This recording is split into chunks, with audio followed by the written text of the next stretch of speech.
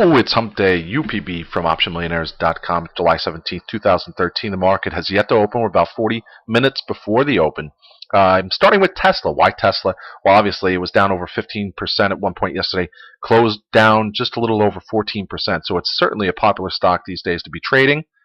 We have an analyst coming out this morning saying that the stock is worth $200, possibly $300 in the short term.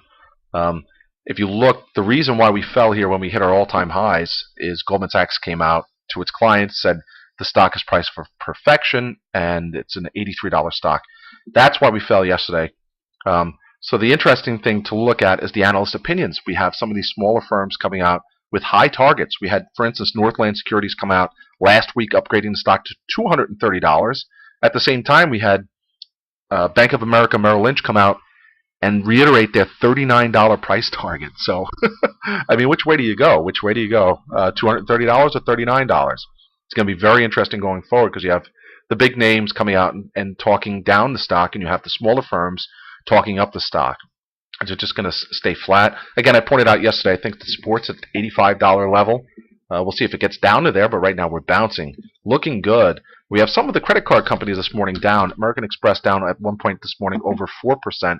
Rebounding a little bit. MasterCard is down. Visa is down. We had some news come out from overseas, and that's going to kind of weigh on some of these credit card companies. Discover Financial was downgraded yesterday, and I'd look probably for a lower price there too. All the credit card companies are probably going to at least start the day lower.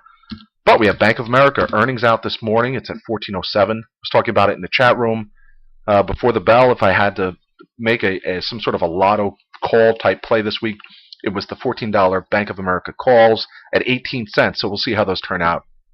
We have Yahoo reported earnings after the bell yesterday. I shut everything down when we hit about 16:20. I just had a feeling we were going to rally, and we're rallying. We're up 27.53. The 27.50 calls are going to look pretty nice this morning. We dropped down about 26.01, and then right about here I shut everything down. I just had a feeling that we're going to bounce. I think Yahoo is going to head over $30 before the end of the summer at least, but possibly within the next month or two. We have analysts out this morning. How about LNCO? Goldman Sachs came out this morning, upgraded the stock, put a target of about $37. And Lin Energy, also Line, it's not, I'm sorry about that, is also up. They've upgraded both of them. They're tied at the hip. They're like twin brothers, except LINE is the big twin brother was born, I don't know, much longer, much earlier. Linco was an IPO spinoff in 2012, October 2012. When I brought these charts up, I did a chart video on StockTwits. I talked about it rebounding to that 37 price. So Goldman Sachs has it right, and then that's where we're going to continue to see weakness with the stock. Let's move into some earnings we have today after the bell. I pointed out American Express, which is down. So if you think it's going to rally post earnings, hey, this might be a good time to get into some calls. Hit just off an all-time high yesterday. We have eBay. I'm in the 57.50 calls. The stock is up a little bit pre-market. I like this one over $60 in the short term. We have Intel, which I think is going to break above resistance. I have the chart that I posted on a video. I'd bring that up again later on today. Right now I'm just showing the 5-minute chart, and I think Intel is going to head higher. SanDisk, which dropped below 60 yesterday, is trading about flat here at the open, but I think the stock is going to head back over 60. A lot of analysts have been coming out over the last couple months, upgrading the stock. We have a lot of targets in the 80s.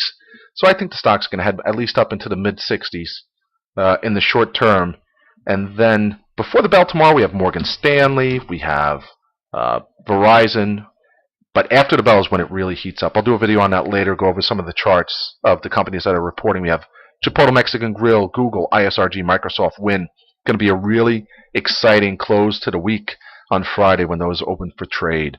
UPB from OptionMillionaires.com. We have the markets up a little bit here. We've been rallying off the lows from this morning. You can see the spike up to about the 168 level on the SPY. So it's going to be another one of those days. So we might get the customary half hour into the trading day pullback, and then just the buy bots slowly take over the action. Ultimately, I think in the next couple of weeks we'll be over 170 on the SPY. And I think somebody had to put a gun to my head and told me, guess where the SPY is going to close this week? I'd say 170. It is monthly options expiration. The 170 is just that perfect number. UPB here. Hope everyone has a great trading day. I'll see you in the chat room. Goodbye.